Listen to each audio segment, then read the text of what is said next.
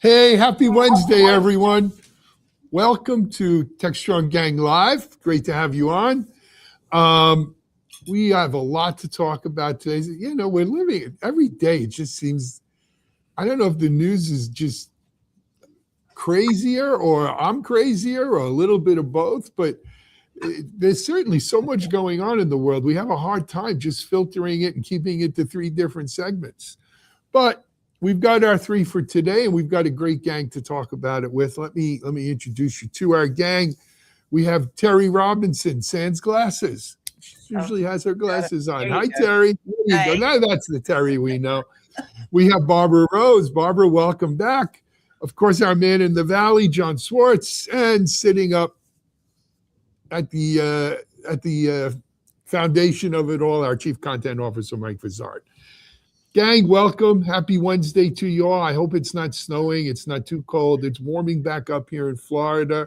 Though I have to tell you, the iguanas that fell out of the trees, I thought when it warmed up, they'd revive. But I guess 2 days torpid was too much, or 3 days. And I don't think they're coming back. It's not necessarily a bad thing. They are a bit of a nuisance around here. But someone's got to pick up all these dead iguanas. Anyway, Mike, beyond the weather and iguanas, maybe it is sort of lizard-like. Elon Musk is in the news. What do we got? So Elon Musk is now merging, I guess, SpaceX and XAI into one company, which also, I guess, includes X these days. But it's valued at 1.25 trillion. I don't know if that's another one of these made-up numbers, but the issue seems to be he thinks that this is going to become some sort of innovation engine, and others are wondering, John, is this like just another example of some financial engineering that goes on in the Valley? You hit the nail on the head, Mike. When I look at this, first of all, it must have been an interesting negotiation when Elon Musk was doing this deal with Elon Musk. It was very, very weird. It's like an echo chamber. It's almost like right? It's like that Orson Welles movie, The Lady of Shanghai, where there's a maze of mirrors and you don't know who's what or which. John, you're showing your age with that one, my friend. I always do. Orson Welles, for those of you who don't know.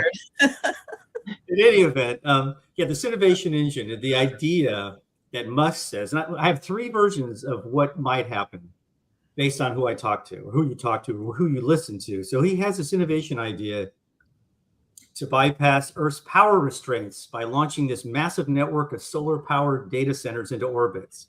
Yeah. Okay, so that's how he's going to solve AI's most pressing bottleneck that we always talk about, this energy and cooling requirements of data centers. So I reached out and looked at a report that Nick Patience from the Futurum Group did, and he is kind of aligned with this idea. He thinks it, in a sense, this combination of these two companies creates this vertical integration that would disrupt the cloud computing and satellite connectivity markets, and that in a sense, SpaceX would become this full stack AI and infrastructure provider.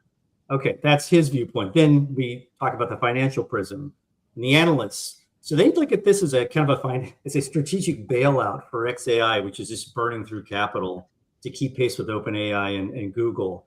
So the idea is to fold it into the cash generative operations of SpaceX and create some sort of stable foundation for his AI plans.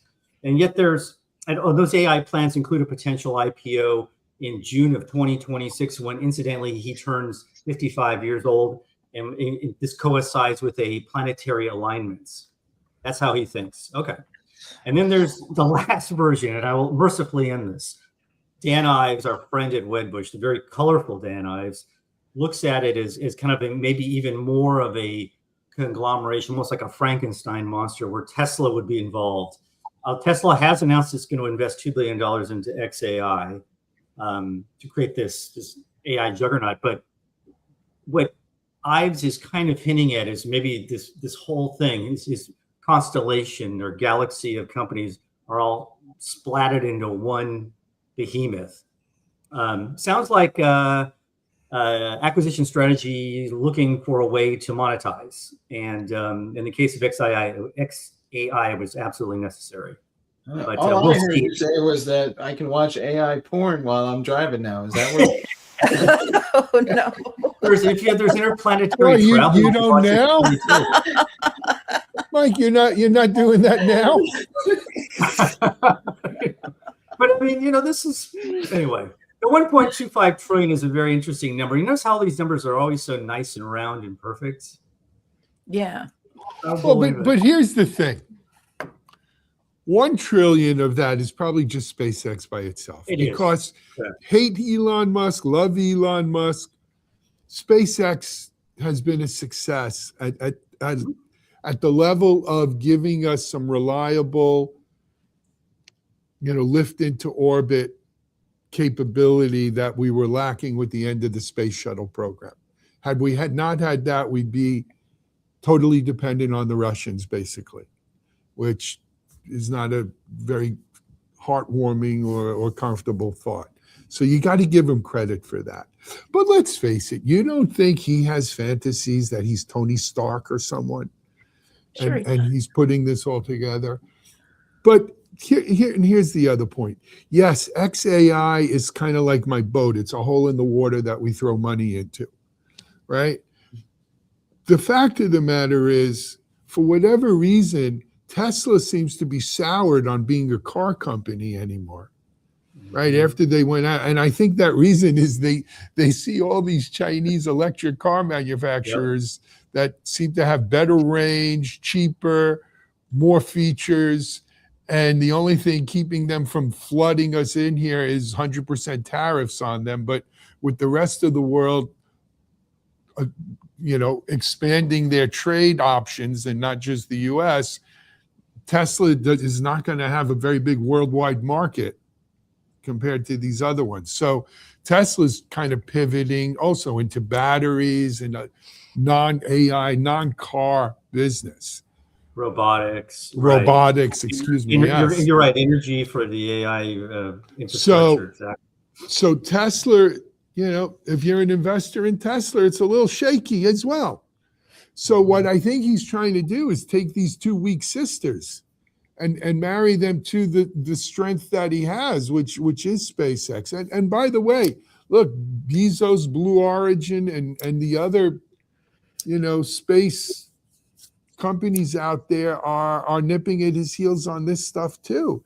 And that when you're so busy trying to buy elections and cut government waste while you take people's information, maybe keep your eye on the ball.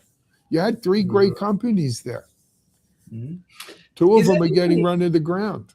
Is anybody actually using Grok for anything that, actually feels like a legitimate business purpose, or is it just kind of... I think people who are on Twitter will ask Grok a question while they're in Twitter because it prompts you to. Universe. That is its whole universe. Maybe they use it on that's a shrinking social, universe too. Yeah. But but so this is the way it is. The other thing is, if you're a SpaceX shareholder, are you feeling like SpaceX is just doing what Elon wants and not really for the best interest of all of the rest of the shareholders? Will we see shareholder lawsuits coming out of this? Because this clearly looks like what's best for Elon. It's Musk Inc. Gee, imagine that. Yeah. Wow. We have Yeah, no shortage of this. And it kind of speaks to why maybe he was so tight with the guy in the White House who seems to be of the same ilk, focused, on himself. So. I read this one and I thought, this cements his role as the ultimate tech bro, because he took his dream tech bro vision board, with rockets and space stations and AI, and he munged it all into one thing. It's like the final tech bro crossover episode. Yeah, I mean, you could just imagine how excited he was, right, about this. Oh, yeah. And the other thing is about the space data centers. If you read more into it, I mean, he's basically talking about almost creating what they call a Dyson sphere around the sun to take up a good chunk of the sun's energy output to power these data centers. But you're going to need all kinds of new compression and transmission algorithms, technology to get that data from space down here. By the way, I do think space is the final frontier. Someone said that already. Or at least the next frontier. The next frontier. Final ones. And there's good business to be had out there. We can mine asteroids. We can do a lot. We get a permanent base on the moon, can do things. It's a little bit out there yet on us, but I don't know if space-based data centers is the best use of dollars spent in space. I'm not even sure it's technically feasible. So, I mean, there's a lot of people running around saying, we had Stephen Foskett on this show, basically calling the whole idea poppycock. So, well, but you know what? It wasn't technically feasible when we went to the moon, but we go to the moon not because it's easy, but because it's hard. It is hard. Yeah. And maybe that's why we build space data centers. Yeah, well, that's what I when I read this, I was kind of wondering, is it, does this bring us this much closer or to get to space data centers quicker, if that is a thing? Or is this just like, sort of the fantasy of every little boy I knew in third grade? Well, he is. I mean, that's kind of his mindset, really. Yeah. May I defend him briefly? I can't believe I'm saying this. Really? I can't. I'm having a brain. Go with it, John. You're among friends. But in a sense, I give him credit at least for thinking big and thinking outside the box or outside the universe. I mean, that was one of the criticisms a lot of us have in the Valley, is like how incremental the technology is, and no one wants to do a moonshot. And at least he's trying to think of something that may be unlikely or not feasible, but maybe it leads to something else. So I'm going to give him credit for that. I do too. I 100% agree with that. And you need ideas, people. I guess it's like the execution, and it's the idea of how you spend your money, and the health of those companies. It can't just be like wild vision, right? There has to be some grounding in reality or a path. And it has to be paired too with some morality, right? I mean, well, look at his view on Grok, and then think about this. I mean, this is an extreme possibility, but how long before he blocks out the sun entirely and starts charging us subscription fees for access? Right. There you go. He's got some willing customers and some friends in the government who are going to more than likely hand him a bunch of contracts and maybe try to create. Remember how Trump had this fixation on trying to go back into space, although it was this kind of half-baked idea, like most of what he thinks. I have a kind of weird feeling that they're going to try to figure out a way to reward him now that he's back in. Well, I think Jeff Bezos has worn his knee pads really well, and he's making his play for more. SpaceX shouldn't be the only government space carrier. Yeah, Pete Hegseth just met up with him. There's a photo of him greeting, a video of. We're trying to get up to Blue Origin to do a special video coverage on that. Stay tuned. I'm not going to take any of this seriously till the president's crypto company invests, boy. Then I'll know it's real. It's part of the scheme. Then you'll know they mean business. That's for sure. It's what a tangled web we weave when we seek to deceive. But John, there was another aspect that you mentioned here, and that is about a potential IPO, because frankly, you can have 1.25 trillion, billion, zillion, gazillion. It's only worth what someone's willing to write a check for. And I think this is a big reason why he's been hesitant to IPO SpaceX to this point. Why he, wanted to take X or Twitter back out from being public. Because when you're doing things like this for the benefit of, let's say, the largest shareholder, or I don't even know if he's the largest shareholder, given the amount of money he's raised and everything. But when you're public, you're subject to a lot more scrutiny. You're subject to a lot more lawsuits. You're subject to a higher degree of fiduciary, behavior. So I'm not holding my breath for him to go public with this stuff, because in Elon's case, it puts handcuffs on him, or at least constrains what he can do. Right. And I don't think you, as a public company, can go to the board and say, I want to invest trillions of dollars in my other company. Mars. It just, Not without, you can, but there'll be lawsuits involved. So anyway, Musk Inc. There you go. I think it was a good discussion. Let's move to our next discussion, another uplifting one, huh, Mike? Well, there's been a lot of chatter on Wall Street this past week where stocks have been getting beat up, especially for providers of software as a service applications, because there's concerns that AI is going to supersede these things and maybe just turn them all into a bunch of back-end services that AI agents are going to access. And the whole way we engage with software is going to fundamentally change. And somebody on Wall Street seems to have figured out that might represent a certain level of risk for the SaaS providers. That's one way of looking at it. But Barbara, what's your take? My take is they're onto something. I mean, when I was at Intel, we used Salesforce, and I felt like, every week they were pitching us on some new, add-on feature that was supposed to be out of the box. And then when we bought it, it would turn out, we had customized our instance of Salesforce so much that nothing worked out of the box. You always had to have a bunch of engineering energy put into configuring it to make it work with our particular version of Salesforce, and a lot of change management to manage all the people impact through the change. So I feel like if companies are already looking at that much customization and effort to adopt something, why not invest in custom AI and automation that is going to be designed to work the way that their teams work, as opposed to like forcing themselves to work the way the vendor envisions something working. So I think it's a real threat to these SaaS vendors, and it's kind of exposing how much work has already been inside of companies to make these solutions work, and now they're going to redirect some of that energy and see if they can roll their own with AI. It's interesting. Not a SaaS company, but I don't know if you guys saw what happened to Gartner yesterday on the street.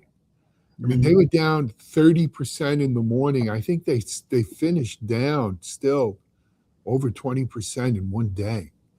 And of course, Forrester took a beating just because they knew Gartner. Forrester's been on the rails for quite a while. Yeah, but I mean, they got punished and they didn't even have news. They got punished because Gartner got punished. It used to happen to me. My younger brother would get in trouble. I would get punished too. We all didn't watch TV. But anyway, here's the interesting thing why I bring up the Gartner thing. Gartner got hammered after reporting a fairly decent quarter. They beat the estimates, they beat earnings, and they still got hammered. The article that goes to this section is an article I wrote. It was around Salesforce, not Salesforce, excuse me, ServiceNow. ServiceNow had a good quarter. They exceeded expectations all around. The business seems to be fairly healthy. ServiceNow is down 50% or something like that this year. It's what they've lost half their market value in a year, even though their earnings are good. 50%. And Salesforce actually down. And sales, it's half, right? And Salesforce is down 35%. And it's down, and they're among the two worst, the bottom 10 stocks performing so far this year. And again, this is a small sample size. But those are in the two. Those are in the bottom. Yeah, but even Microsoft, which isn't totally SaaS, exactly. They're down 4% in a year. Oracle, for all of the deals and all the open AI funny money that flows between them and Oracle, their stock is only up 4%. At one point, it was up like 30, 40%. It came flying back down like a rock. So, Barbara, I think what you said is true, which is, at least on the street, they're saying, no, this is all nice, but AI is going to wipe you all out if you don't fundamentally change your models. I think this is the story with Gartner. I think this is the story with SaaS. I think not necessarily a financial story, but I think there's a similar thing going on in open source. People are realizing, why should I be in the community of this open source project and let other people have to play by all these rules and everything else, when I could just ask AI to write me the code for the functionality I'm looking for. That's right. It goes further than that. So I was having a conversation. Roll your own. Yeah. Good, I was Mike. having a conversation with some folks in New York this week about this very same thing, and they're saying there's a future where, we're not going to need mobile apps or even websites because those are designed for humans, and AI is just going to pull whatever data you need, run through an API directly to you based on whatever parameters you've trained that AI to operate on. Well, this is the death of the UX, right? The death of the UI. It's a crazy time, right? Because for all of the gains in the stock market, they're really centered around anybody who's building or has something to do with building data centers. So the chips that go in the data centers, the energy for the data centers, the construction material for the data centers. It's all about the data centers, this $8 trillion data center, pump. And in the meantime, you got to give Nadella credit. Satya Nadella, I don't know, 6 months ago said SaaS is dead. A lot of people said, come on, you're crazy. But, So let me ask you though, does what occurs on Wall Street these days have any bearing on reality, or is that just some little ecosystem bubble of its own that has nothing to do with what actually is happening in the real world? It's just investors playing games to short and long stocks, and it's becoming a casino. Becoming? It has been. It's refining itself as a casino. Because what's going on here? I'm shocked. But there is that perception that Salesforce and ServiceNow are more vulnerable than others. And going back to something Barbara said with her experience at Intel, when I was at Gannett, our sales team had the same experience with Salesforce. They didn't want to use it, but they were forced to because we had a sweetheart deal with them, and it created all sorts of issues. But I mean, I actually think going forward, Salesforce shows in its actions, and it does plenty. It buries us. Mike and I can attest to this. They are throwing news at us all the time, and it's almost like they're trying to prove something and try to overcompensate. And I know it's a really sensitive issue for Benioff, and I think it is to a lesser extent at ServiceNow.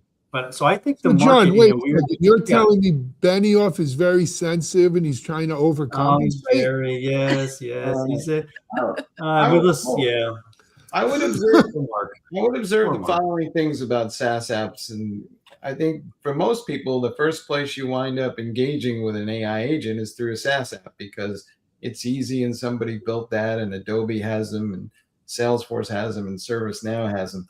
But I just think that that's the beginning. That's ultimately we move to something that's a much more decentralized model where that AI agent sits on the client side and acts on my behalf. And it's not just an AI agent that I'm engaging with sequentially as I move from Salesforce to Adobe to whatever else. And these things will become, my AI agent will talk to their AI agents, but the primary interface is my AI agent.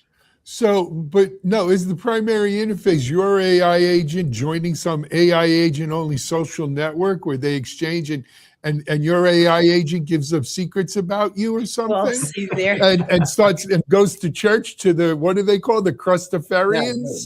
But is that what you're telling me? But it's got a 10 o'clock curfew. It's got to be home. It's got to be it's 10 o'clock. Do you know where your agent is? Do you know who your John, to your point about Salesforce and ServiceNow, here's my shimmy take on this, okay? All right. They knew this was coming. They knew it. They saw it. They're smart people. Both of those companies are led by very smart people.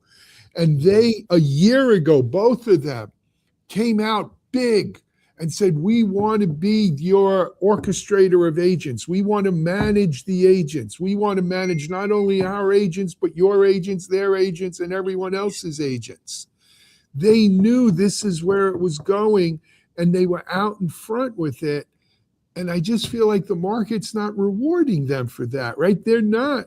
Don't judge them by what they did last year or the year before that or that business. These are two companies that do see it coming and are trying to get out ahead.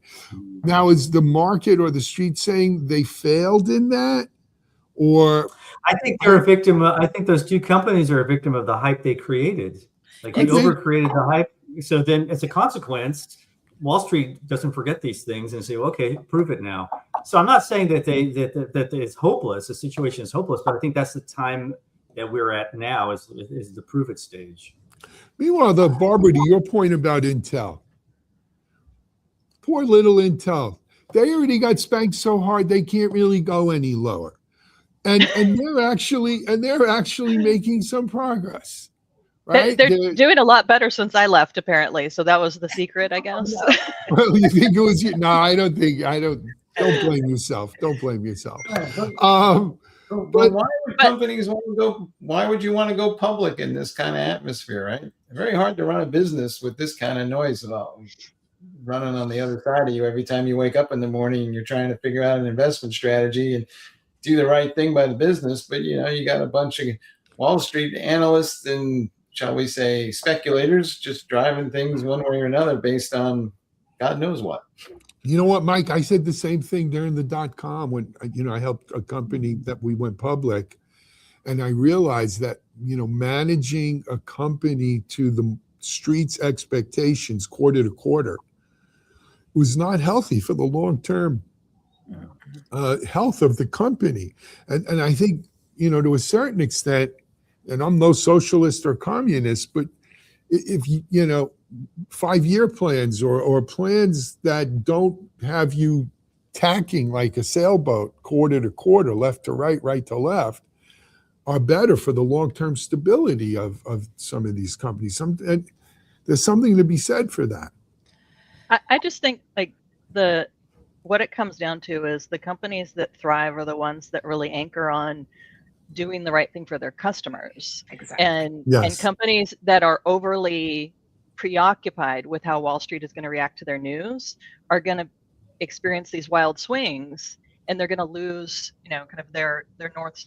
The North Star is the customer. Doing things that are going to help the customer with their problems, then there's going to be demand. And the thing I'm curious about with these larger SaaS vendors and their AI agents is, will those be delivered in a way that fundamentally is tailored enough to what the individual customer needs to do? Because you've got all these capabilities out now where, like this weekend, I'm vibe coding, I create something in Lovable, I replace one of my own monthly subscriptions because I created something that was perfectly suited to my needs and my use case. So take that on a larger scale with a massive company like Intel or whoever your customer is. If they can create their own very tailored solution that really fits the way that they work, that's going to be a lot more compelling than this sort of out-of-the-box generic approach where they're having to mold themselves to the way that the SaaS tool works. So that to me is really the fundamental question is, when Salesforce delivers this AI agent solution, is it going to be really deeply customizable to the way that the company works? Fair enough. I think that's what we're going to need to see. I also say, look, the far overwhelming majority of SaaS companies are not public, and so will this same logic, investor sentiment, carry over to private companies, venture-backed companies that public companies seem to be going through? I don't know. Anyway, let's move on. Our next, getting a little bit away from AI, Cybercriminals exposed. Oh my. What's this one, Mike? This is a story that Teri has up on Security Boulevard, so I'm going to let her get into the details. But I just got to say, there's nothing like a good story involving no honor among thieves. Teri, what's going on here? Exactly. So, well, this time, the data that has been exposed on a website that actually kind of takes its name from, or is an homage to shiny hunters. It's data from breach forums that on the hackers themselves, the cyber criminals, by another cyber criminal, I might add, who from his manifesto, which was quite well written, or well, he's a literate, she is a literate person, but much aggrieved, has lost faith in the community of hackers, They have turned into a greedy lot, maybe mirroring the companies that they once exposed, right? And yeah, so This is like his Jerry Maguire moment. it is, and I mean, I'd suggest everybody read that manifesto, because I mean, the person is clearly smart, is clearly aggrieved, and just decided going to go for it, and revealed what 324,000 cyber criminals, their names, their IP addresses, all sorts of stuff. For defenders, it's kind of a double-edged sword. I mean, it's actually a good thing in one sense, because they know who these people are. They can adjust how they handle, threats or whatever.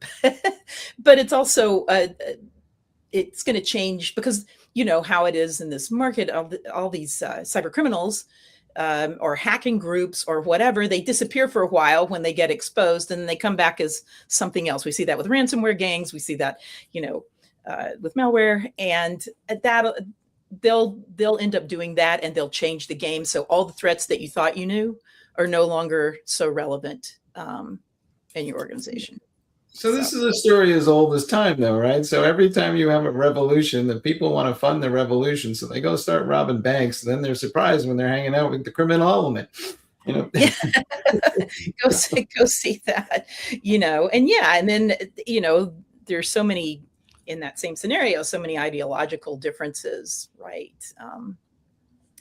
That somebody thinks their cause is holier than somebody else's, and excuse me, I just saw one battle after another. So oh yeah, I'm sort of on that track anyway. maybe they were influenced by the movie in some way. Yeah, maybe so. Or maybe this guy just has this person just has a big ego and wants to show him that he's in charge, and he can there's a place for him in government. There is a place for him in government. In this administration, he would do quite well. Alan, out of these 324,000 names, do you think that the authorities don't know who these people were already before this manifesto, or they probably had a pretty good idea? It's just that they're in places they can't get to them. I think you give them more credit than they do. I don't think if they have 10% of them, I think it's a lot. I think right now you have, well, in normal times, you would have FBI, even the NSA, CISA, Interpol, scouring this list and checking off, if they're on the naughty or nice list that they already have, and if not, adding them to it, and trying to. What would be interesting is you take all these names and run it through some of these big data, like a TransUnion or Equifax have, right, and start matching names and companies and IPs to known crimes and scams and everything, and put connect the dots, and you could make real hay. Will we do that? I don't know. Well, right now, I don't think our FBI is in any position to do it, and I think the collaboration. Well, they're very busy, Barbara. Very busy. They are very busy. I don't know. We can build simulations of their houses and have Navy SEALs test and train there, and then just drop in and pick them up. We've done it before. Why use Navy SEALs? Just throw some mask on people and send them out. Well, I mean, maybe some of these ICE people are going to be looking for jobs soon enough, and Yeah, I'd like to see how many of them are on this list. Yeah, no kidding. But anyway, it is an interesting thing, but it also proves the old story. These things have a way of falling in on it themselves, right? You never know who all of a sudden finds religion or thinks they found religion or whatever. And I do want to just throw in there that the security researchers who sort of, stumbled across all this, or not stumbled across, found it at Resecurity, they did an analysis of this whole, event, and they indicated, I believe it was them, indicated that they may know who this person is, but they're not, publicizing it at all. No, that would not be a good idea, I think. Well, No. in the history of organized crime, they have never succeeded till they finally get somebody to be an informer, and then suddenly it all comes together. So I don't think it's going to be anything different here. You're just going to have to get some people to cough up, and then the rest will fall. Interesting. I don't know. Interesting. Anyway, guys, we're about out of time for today's Techstrong Gang. What a great discussion. Fun, informative, biting. Barbara, Teri, Jon, Mike, thanks for joining. Hey, we've got Techstrong Gang coming up. I want to make a quick announcement, too, as we're getting into things. Today is Wednesday. We're thinking about pushing the gang a couple hours later in the day to accommodate our friends on the West Coast. Jon Swartz, God bless him, Bless you. gets up at 5 a.m. to do these things with us, and so we're gonna move the gang because now that we do it live, we have some leeway here. We're gonna move the gang live to noon next week, noon Eastern time, 9 o'clock on the West Coast. Wow. And that way we can be a little more timely in our discussions because it gives us a little more time to see what transpired that morning. So we'll be up to the moment. And Jon, we'll see you on 5 days a week. What can I tell you? I can do that at 9 a.m. I'm happily to do that. Yeah. I think it's good though too because a lot of news is coming off around 9 a.m. Eastern time or earlier. So we stay ahead of the flood or the tsunami of news. Yep. So stay tuned for that. That'll be starting next Monday. Tomorrow, Friday, we're still live at 10. We still got Techstrong TV and everything else going on in Techstrong. But until then, this is Alan Shimel for the gang. Thanks, everyone.